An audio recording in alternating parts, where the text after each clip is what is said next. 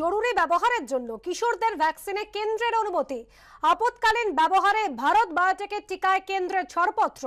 জিলাম করঞ্জয় আমাদের প্রতিনিধি রয়েছেন আমাদের সঙ্গে টেলিফোন লাইনে। জিলাম, কতদিনের মধ্যে তাহলে এই টিকাকরণ শুরু করা যাবে 12 থেকে 18 বছর বয়সীদের জন্য, কি খবর রয়েছে? নিয়ম অনুযায়ী ড্রাগ কন্ট্রোলের পক্ষ থেকে যখন অনুমতি দেওয়া হয়েছে, অর্থাৎ এখনই সরকার যদি চায় তাহলে সেই টিকাকরণ অবশ্যই শুরু করা যায়। তবে চিকিৎসক এবং কেন্দ্রীয় স্বাস্থ্য মন্ত্রক সূত্রে যেটা জানা যাচ্ছে যে এই মুহূর্তে ভারত বায়োটেকের যে কোভ্যাক্সিন টিকা সেটা 12 থেকে 18 বছরের জন্য যে জরুরি মঞ্জুরি, আপৎকালীন মঞ্জুরি সেটা দেওয়া হয়েছে এবং কেন্দ্রীয় স্বাস্থ্য মন্ত্রক ইতিমধ্যে তাদের পরিকাঠামো বন্টন করা সবকিছুই যাচাই করছে এবং তারা জানাচ্ছেন যে খুব দ্রুত এই টিকা বন্টন করা এবং দেওয়ার কাজও তারা শুরু করবেন। তবে সবচেয়ে আশার বিষয়, চিকিৎসকরা যেটা আশান্বিত এবং তারা উৎসাহিত একটাই বিষয়ে যে এই 12 থেকে 18 বছর বয়সীদের এখন অবধি টিকাকরণ শুরু হয়নি এবং এই কোভ্যাক্সিনের অনুভূতিতে তারা এই যে ওমিক্রন আবহে টিকাকরণ যে হবে সেটা নিয়ে তারা আশান্বিত এবং তারা এটাই প্রার্থনা করছেন, তারা এটাই আবেদন করছেন যে কেন্দ্রীয় স্বাস্থ্য মন্ত্রক যেন দ্রুততার সঙ্গে 12 থেকে 18 বছর বয়সীদের টিকাকরণ শুরু করে। এবং কেন্দ্রীয় স্বাস্থ্য মন্ত্রক সূত্রেও জানা যাচ্ছে যে খুব শীঘ্রই তারা এটা শুরু করবে। নতুন বছরের মাঝামাঝি এটা শুরু হওয়ার একটা ভাবনা চিন্তা রয়েছে বলেই কেন্দ্রীয় স্বাস্থ্য মন্ত্রক সূত্রে এটাও জানা গিয়েছে। ধন্যবাদ ছিলাম। বিদেশে না গিয়ে ওমিক্রন আক্রান্ত কিভাবে মেডিকেল কলেজের পড়ুয়া সংক্রমিত হলেন তা নিয়ে তৈরি হয়েছে উদ্বেগ। প্রশ্ন উঠেছে, তাহলে কি গোষ্ঠী সংক্রমণ শুরু হলো রাজ্যে? স্বাস্থ্য দপ্তর সূত্রে খবর, ওই পড়ুয়ার সংস্পর্শে আসা কয়েকজনকে শনাক্ত করা হয়েছে। আক্রান্তের অবস্থা স্থিতিশীল। বিদেশ যাত্রার ইতিহাস না থাকা সত্ত্বেও ওমিক্রন ভেরিয়েন্ট অফ কনসার্ন, ওমিক্রনে আক্রান্ত হলেন কলকাতা মেডিকেল কলেজের পড়ুয়া। প্রশ্ন উঠেছে, তবে কি গোষ্ঠী সংক্রমণ শুরু হয়ে গেল রাজ্যে? সম্প্রতি কেন্দ্রীয় স্বাস্থ্য সচিব সব রাজ্য এবং কেন্দ্রীয় শাসিত অঞ্চলগুলিকে চিঠি দিয়ে সতর্ক করে লেখেন, ডেল্টার চেয়ে অন্তত 3 গুণ বেশি সংক্রমণ হতে পারে ওমিক্রনে। বাড়তে বাড়তে বাংলায় ওমিক্রন আক্রান্তের সংখ্যা পৌঁছেছে 6-এ। আক্রান্তদের মধ্যে 5 জনের বিদেশ যাত্রার ইতিহাস রয়েছে। স্বাস্থ্য দপ্তর সূত্রে খবর, কলকাতা মেডিকেল কলেজের আক্রান্ত পড়ুয়া সাম্প্রতিককালে বিদেশ যাননি। বিদেশ যাত্রার রেকর্ড না থাকা সত্ত্বেও কিভাবে আক্রান্ত হলেন তিনি? তবে কি রাজ্যে গোষ্ঠী সংক্রমণের ইঙ্গিত মিলল? কলকাতা মেডিকেল কলেজের যে পড়ুয়া ওমিক্রন আক্রান্ত বলে চিহ্নিত হয়েছে, সে কলকাতা মেডিকেল কলেজের বিসি রায় হস্টেলের ঠিক এই রুমের আবাসিক এবং এখানেই সে থাকতো। যেটা জানা যাচ্ছে যে গতকাল রাতে তার ওমিক্রন রিপোর্ট পজিটিভ আসার পর হাসপাতালের তরফ থেকে এই আবাসিক যারা রয়েছেন তাদের প্রত্যেককে বলে দেওয়া হয়েছে হস্টেলের বাইরে না যেতে। যদি কোনো বিদেশ যাত্রার ইতিহাস না থাকে, বিদেশ ফেরত কোনো মানুষের সাথে তার যোগাযোগের কোনো ইতিহাস না থাকে, তাহলে সেটা গভীর চিন্তার বিষয়। এই রাজ্যে শুধু নয়, ভারতবর্ষ বিশাল দেশ, এর কোন প্রান্তে কখন ওমিক্রন জাতীয় সংক্রমণ এসে গেছে দক্ষিণ আফ্রিকা পরীক্ষা করে আগে চিহ্নিতকরণ করেছে। আমরা আমাদের দেশে যদি আগে থেকে টেস্ট করতাম, জেনোমিক সিকোয়েন্স করে আইডেন্টিফাই করতাম, হয়তো আমাদের দেশেও পাওয়া যেত। অভিযোগ, মেডিকেল হস্টেল পড়ুয়া ওমিক্রনে আক্রান্ত হলেও রুম স্যানিটাইজেশন হয়নি। এমনকি হাসপাতাল কর্তৃপক্ষের তরফেও এ নিয়ে পড়ুয়াদের কিছু জানানো হয়নি। আমাকে আমার বন্ধু বলল, যে হস্টেলে থাকে, কি ও আরটিপিসিআর টেস্ট করেছে অ্যান্ড ও জানতে পারলো। এখন আমিও জানি না কি was the truth. College authority বা হস্টেল সুপার কিছু জানিয়েছে না। এক ইন্টার্ন ওমিক্রন আক্রান্ত, আরও এক পড়ুয়া অসুস্থ বোধ করায় হাসপাতালে ভর্তি রয়েছেন। আর এই নিয়ে বিসি রায় হস্টেলে আবাসিক পড়ুয়াদের মধ্যে বাড়ছে উদ্বেগ। হঠাৎ করে টেস্ট করা থেকে গতকাল সন্ধ্যেবেলাতে এই জিনিসটা জানা যায় যে আমাদের একজন ইন্টার্ন দাদা, তার ওমিক্রন পজিটিভ হয়ে গেছে। তো এবার সাথে সাথে তাকে আইসোলেশনে রাখা হয়েছে এবং ভর্তিও করা হয়েছে। বাকি আমরা হোস্টেলাইটসরা যারা রয়েছে তারা তো আমরা বাড়ি হোস্টেলের মধ্যেই রয়েছি, বাইরে বেরোচ্ছি না। এবং বাকি ডিপার্টমেন্টও বলেছে যে আমাদেরকে হোস্টেলের মধ্যেই থাকার জন্য। হাসপাতাল সূত্রে খবর, ওমিক্রন আক্রান্ত ইন্টার্ন যাদের স্পর্শে এসেছিলেন তাদের খোঁজ নেওয়া হচ্ছে। নজরদারি, সার্ভাইলেন্স আরও জোরদার করতেই হবে। উপসর্গযুক্ত বা উপসর্গবিহীন করোনার টেস্ট করতেই হবে। হস্টেলে ওই ছেলেটির রুম সম্পূর্ণ বন্ধ রাখতে হবে। আশেপাশে রুমের আবাসিকদের পরীক্ষা করতে হবে, কেননা কোনো না কোনো সময় তারা তাদের সংস্পর্শে এসেছিলেন। কমপ্লিট স্যানিটাইজেশন করতে হবে। সম্প্রতি মেডিকেল কলেজের ওই ইন্টার্নের করোনা টেস্ট হয়। তারপর তিনি নদিয়ার কৃষ্ণনগরের বাড়িতে চলে যান। শুক্রবার ওমিক্রন রিপোর্ট পজিটিভ হওয়ার পরেই তাকে কৃষ্ণনগর থেকে এনে ভর্তি করা হয় বেলেঘাটা আইডি হাসপাতালে। হাসপাতাল সূত্রে খবর, রক্তচাপ সামান্য বেশি হলেও তার শারীরিক অবস্থা স্থিতিশীল, কোনো উপসর্গ নেই। ঝিলাম করঞ্জয়ের রিপোর্ট, এবিপি আনন্দ, কলকাতা। আবার আপনাদের জানিয়ে রাখি, জরুরি ব্যবহারের জন্য কিশোরদের ভ্যাকসিনে কেন্দ্রের অনুমতি। 12 থেকে 18 বয়সীদের জন্য কোভ্যাক্সিনে ডিসিজিআই অনুমোদন দিয়েছে। এই মুহূর্তে চিকিৎসক দীপ্তেন্দ্র সরকার রয়েছেন আমাদের সঙ্গে টেলিফোন লাইনে। ডক্টর সরকার, যেভাবে ওমিক্রন উদ্বেগ বাড়ছে, তার মধ্যে 12 থেকে 18 বছর বয়সীদের জন্য কোভ্যাক্সিনের অনুমতি কতটা স্বস্তির? এটা খুবই স্বস্তির কারণ প্রথম আমাদের সামনে একটা ওমিক্রনের একটা ভয়ঙ্কর ছায়া আমাদের সামনে রয়েছে সারা পৃথিবীর মধ্যে। দ্বিতীয়ত, আমাদের শিক্ষা ব্যবস্থা অনেকটাই বারে বারে খুঁড়িয়ে এগোচ্ছে, আবার ধাক্কা খাচ্ছে, আবার এগোচ্ছে, আবার পিছিয়ে যাচ্ছে। কারণ অনেকে যারা স্কুলে বা কলেজে যাচ্ছেন তাদের মধ্যে কোভিড আক্রান্তের সংখ্যা বেড়েছে। তো এই অবস্থায় দাঁড়িয়ে 12 থেকে 18 বছর যারা কিনা ভবিষ্যতের আমাদের সিটিজেন বা নাগরিক, যারা দেশের অর্থনীতিকে দাঁড় করাবে, তাদের মধ্যে এই ভ্যাকসিনের অনুমোদন পাওয়াটাকে আমি একটা বিরাট ঐতিহাসিক দিক হিসেবেই চিহ্নিত করব। আশা রাখবো খুব শীঘ্র এই পপুলেশন এজ গ্রুপের মধ্যে ভ্যাকসিন রোল আউট আরম্ভ হবে। অনেক ধন্যবাদ ডক্টর সরকার।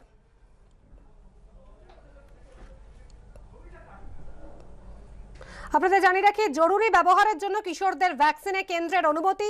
আপৎকালীন ব্যবহারে ভারত বায়োটেকের টিকায় কেন্দ্রের ছাড়পত্র মিলেছে। 12 থেকে 18 বছর বয়সীদের জন্য কোভ্যাক্সিনে ডিসিজিআই এর অনুমোদন। যদি পরিকাঠামো প্রস্তুত করা যায় তাহলে দ্রুত এই টিকাকরণ শুরু করা হবে এমনই জানানো হচ্ছে। জরুরি ব্যবহারের জন্য কিশোরদের ভ্যাকসিনে কেন্দ্রের অনুমতি। আপৎকালীন ব্যবহারে ভারত বায়োটেকের টিকায় কেন্দ্রের ছাড়পত্র। 12 থেকে 18 বছর বয়সীদের জন্য কোভ্যাক্সিনে ডিসিজিআই এর অনুমোদন।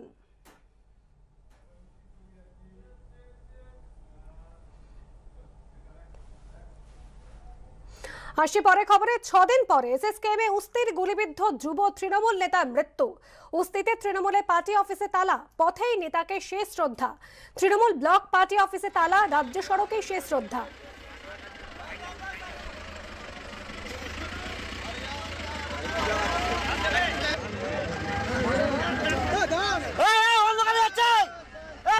বিধায়কের বিরুদ্ধে পার্টি অফিসে তালা দেওয়ার অভিযোগ। এ ব্যাপারে এখনো কোনো প্রতিক্রিয়া পাওয়া যায়নি গিয়াসউদ্দিন মোল্লার।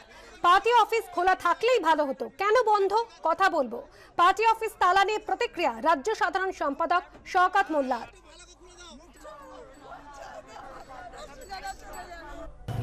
স্ট্রিট লাইটের নিচে আমরা রাজপথে দাঁড়িয়ে প্রিয়জনকে চোখের জলে বিদায় দেব।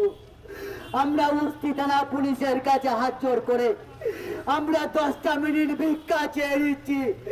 আমাদের যুব কর্মীর মৃতদেহ আমাদের বিধায়ক পার্টি অফিসে ঢুকতে দিল না, পার্টি অফিসে তালা বন্ধ করে দিয়েছে। তাই যে রাজপথে আমাদের নেত্রী বড় হয়েছে, আমাদের নেত্রী আজকের বাংলার মুখ্যমন্ত্রী হয়েছেন রাজপথে, সেই রাজপথে আমরা চোখের জলে সুজাকে বিদায় জানাবো। এবং অভিষেক বন্দ্যোপাধ্যায় এবং দলের সুপ্রিমো মমতা বন্দ্যোপাধ্যায়ের পায়ে ধরে অনুরোধ করব, আপনারা বিচার করুন। মগরাট পশ্চিমের যুবর সভাপতির মরদেহ বিধায়ক পার্টি অফিসে তালা দিয়ে দিয়েছে, মরদেহ পার্টি অফিসে ঢুকতে দেয়নি। আর কিছুক্ষণ পরে জাতির উদ্দেশ্যে প্রধানমন্ত্রীর ভাষণ। প্রধানমন্ত্রীর ভাষণ নিয়ে টুইট করে জানালো পিএমও। আর কিছুক্ষণ পরে জাতির উদ্দেশ্যে প্রধানমন্ত্রী নরেন্দ্র মোদীর ভাষণ। প্রধানমন্ত্রীর ভাষণ নিয়ে টুইট করে জানালো পিএমও। কিছুক্ষণের মধ্যেই ভাষণ দেবেন প্রধানমন্ত্রী নরেন্দ্র মোদী জাতির উদ্দেশ্যে। আর কিছুক্ষণের মধ্যেই প্রধানমন্ত্রীর ভাষণ। প্রধানমন্ত্রীর ভাষণ নিয়ে টুইট করে জানালো পিএমও।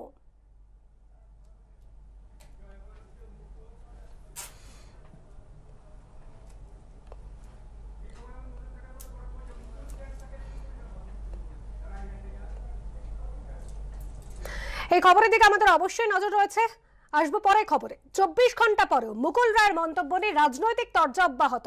আর এই নিয়ে তৃণমূল এবং বিজেপির মধ্যে শুরু হয়েছে দায় ঠেলাঠেলির পালা। এই ইস্যুতে শাসক দলকে চাঁচা ছোলা ভাষা আক্রমণ শানিয়েছে বাম এবং কংগ্রেস। আমি মুকুল রায় প্রসঙ্গে খুব একটা বলতে পারবো না। তৃণমূল কংগ্রেসই ঠিক করুন তারা কাকে পিএসসি চেয়ারম্যান করেছেন। পুর নির্বাচন নিয়ে মাত্র 24 ঘন্টা আগে মুকুল রায়ের মন্তব্য ঘিরে তার রাজনৈতিক অবস্থান ঘিরে ফের শুরু হয়েছিল বিতর্ক। আর শনিবার এ নিয়েই শুরু হলো দায় ঠেলাঠেলির পালা। শুক্রবার বীরভূম জেলা তৃণমূল কংগ্রেসের সভাপতি অনুব্রত মণ্ডলের পাশে দাঁড়িয়ে কৃষ্ণনগর উত্তরের বিধায়ক মুকুল রায়ের গলায় শোনা গিয়েছিল এই কথা। এই পৌর নির্বাচনে সারা পশ্চিমবাংলায় বিপুলভাবে ভারতীয় জনতা পার্টি জয়ী হবে। তৃণমূল তো ভারতীয় জনতা পার্টি মানে তৃণমূল। প্রশ্ন উঠছে, মুকুল রায় কি এসব বুঝে বলছেন, না ভুল করে বলছেন, কৌশল নাকি অন্য কিছু? কারণ কয়েক মাস ধরেই কৃষ্ণনগর উত্তরের বিধায়ক মুকুল রায়ের রাজনৈতিক অবস্থান ঘিরে নানা জল্পনা চলছে রাজ্য রাজনীতিতে। মুকুল রায় তৃণমূলে যোগ দিয়েছেন বলে দাবি করে তার বিধায়ক পদ খারিজের দাবি তুলেছে বিজেপি। তাদের দাবির প্রেক্ষিতে বিধানসভার অধ্যক্ষের ঘরে শুনানিও চলছে। এই ইস্যুতে শুক্রবার বিধানসভার অধ্যক্ষের ঘরে শুনানিতে মুকুল রায়ের আইনজীবীরা যে পিটিশন জমা দেন তাতে দাবি করা হয় মুকুল রায় বিজেপিতে আছেন, কখনো তৃণমূলে যাননি। বিধানসভা ভোটের ফল ঘোষণার পর গত 11 জুন তৃণমূল ভবনে মুকুল রায়কে উত্তরীয় পরিয়ে স্বাগত জানান অভিষেক বন্দ্যোপাধ্যায়। এরই প্রেক্ষিতে বিধানসভার অধ্যক্ষকে চিঠি দেন বিরোধী দলনেতা শুভেন্দু অধিকারী। তাতে দাবি করা হয় মুকুল রায় তৃণমূলে যোগ দিয়েছেন, দলত্যাগ বিরোধী আইনে তার বিধায়ক পদ খারিজ করা হোক। জল গড়ায় আদালত পর্যন্ত। এই টানাপোড়েনের মধ্যেই আসন্ন পুরভোটে বিজেপির বিপুল জয়ের ভবিষ্যৎবাণী করে মুকুল রায়ের মন্তব্যে ফের শুরু হয়েছে বিতর্ক। যদিও এ নিয়ে শুক্রবারই অবস্থান স্পষ্ট করে দিয়েছে তৃণমূল। মুকুল রায় তিনি যে বক্তব্য রেখেছেন, তৃণমূল কংগ্রেস এই বক্তব্যের সঙ্গে একমত নয় এবং তার এই বক্তব্যকে আমরা কোনো অনুমোদন দিই না। বাবার তো একটা প্রবলেম চলছে, সোডিয়াম পটাশিয়াম নেই, তারপরে কোভিড হয়েছে জানি, তার সাথে মাও মারা যায়। সবকিছু মিলিয়ে বাবার উপর একটা মেন্টাল প্রেশার রয়েছে। হ্যাঁ, তৃণমূলেই আছেন। উনি অসুস্থ হয়ে থাকলে দ্রুত সুস্থ হন, কিন্তু কথাটা কি অসত্য বলেছেন? কেউ শারীরিকভাবে দুর্বল হতে পারে, কিন্তু সত্য কথাটা বলার পর থেকে তাকে পাগল বানানোর তো কোনো কারণ থাকতে পারে না। মুকুল রায় ভুল করা তো কিছু বলেননি।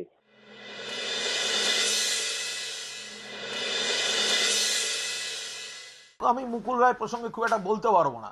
মুকুল রায় সোম বুধ শুক্র একটা দল করেন, মঙ্গল বৃহস্পতি শনি আর একটা দল করেন, আর রোববার দিন মাতার চিকিৎসা করেন। এর বেশি আমি জানি না। মাননীয় মুকুল রায় যিনি একজন সম্মানীয় বিধায়ক, ভারতীয় জনতা পার্টি থেকে জিতেছিলেন, কিন্তু বর্তমানে তিনি তৃণমূল কংগ্রেসের সদস্য।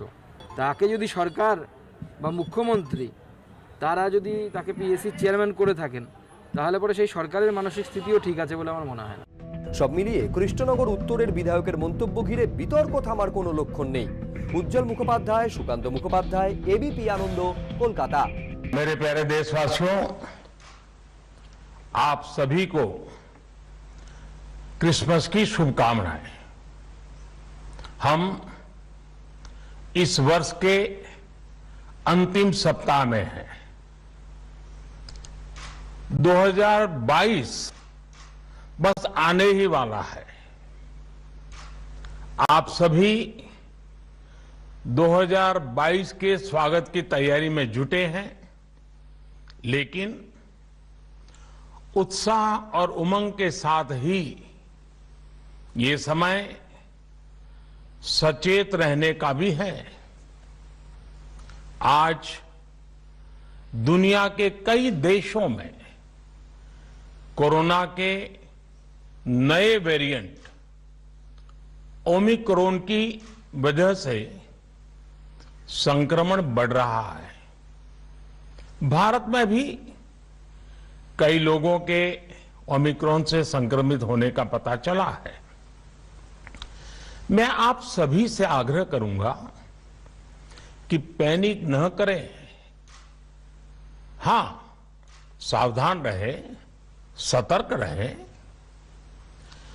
मास्क उसका भरपूर उपयोग करें और हाथों को थोड़ी थोड़ी देर पर धुलना, इन बातों को हमें भूलना नहीं है।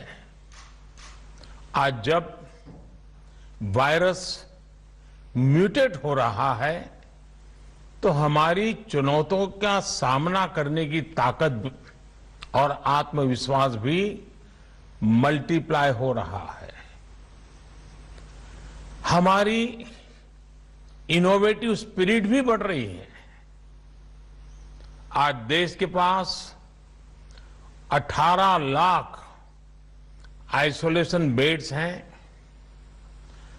5 लाख ऑक्सीजन सपोर्टेड बेड्स हैं, 1,40,000 आईसीयू बेड्स हैं। आईसीयू और नॉन आईसीयू बेड्स को मिला दें तो 90,000 बेड्स विशेष तौर पर बच्चों के लिए भी हैं। आज देश में 3,000 से ज्यादा पीएसए ऑक्सीजन प्लांट्स काम कर रहे हैं। 4 लाख ऑक्सीजन सिलेंडर्स देश भर में दिए गए हैं। राज्यों को जरूरी दवाओं की बफर डोज तैयार करने में सहायता की जा रही है। उन्हें पर्याप्त टेस्टिंग किट्स भी मुहैया कराई जा रही है। साथियों, कोरोना वैश्विक महामारी से लड़ाई का अब तक का अनुभव यही बताता है कि व्यक्तिगत स्तर पर सभी दिशा निर्देशों का पालन कोरोना से मुकाबले का बहुत बड़ा हथियार है। और दूसरा हथियार है वैक्सीनेशन। हमारे देश ने भी इस बीमारी की गंभीरता को समझते हुए बहुत पहले वैक्सीन निर्माण पर मिशन मोड में काम करना शुरू कर दिया था।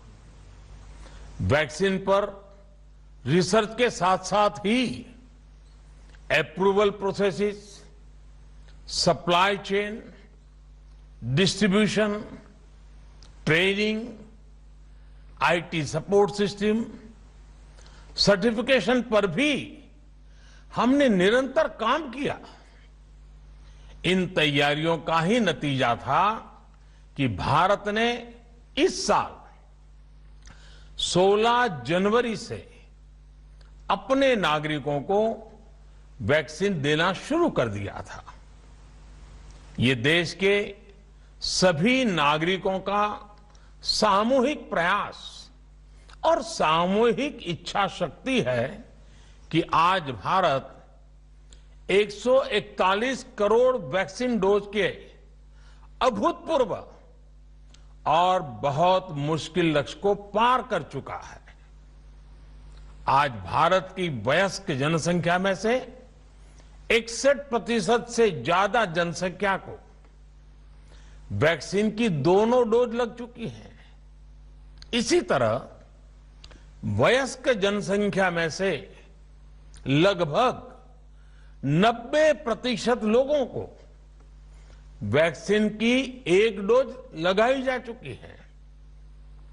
आज हर भारतवासी इस बात पर गर्व करेगा कि हमने दुनिया का सबसे बड़ा, सबसे विस्तारित और कठिन भौगोलिक स्थितियों के बीच इतना सुरक्षित वैक्सीनेशन अभियान चलाया। कई राज्य और विशेष तौर से टूरिज्म की दृष्टि से महत्वपूर्ण राज्य जैसे गोवा, उत्तराखंड, हिमाचल जैसे राज्यों ने 100% सिंगल डोज वैक्सीनेशन का लक्ष्य हासिल कर लिया है। आज देश के दूर सुदूर गांवों में जब 100% वैक्सीनेशन की खबरें आती हैं तो मन को संतोष होता है। यह प्रमाण है हमारे हेल्थ सिस्टम की मजबूती का, हमारी टीम डिलीवरी का, हमारे हेल्थ केयर वर्कर्स के डेडिकेशन और कमिटमेंट का, और देश के सामान्य मानवी के अनुशासन और विज्ञान में उनके विश्वास का। हमारे देश में जल्दी ही नेजल वैक्सीन और दुनिया की पहली डीएनए वैक्सीन भी शुरू होगी। नेजल वैक्सीन और दुनिया की पहली डीएनए वैक्सीन भी शुरू होगी। साथियों, कोरोना के खिलाफ भारत की लड़ाई शुरू से ही वैज्ञानिक सिद्धांतों, वैज्ञानिक परामर्श और वैज्ञानिक पद्धति पर आधारित रही है। पिछले 11 महीने से देश में वैक्सीनेशन अभियान चल रहा है। देशवासी इसके लाभ भी महसूस कर रहे हैं।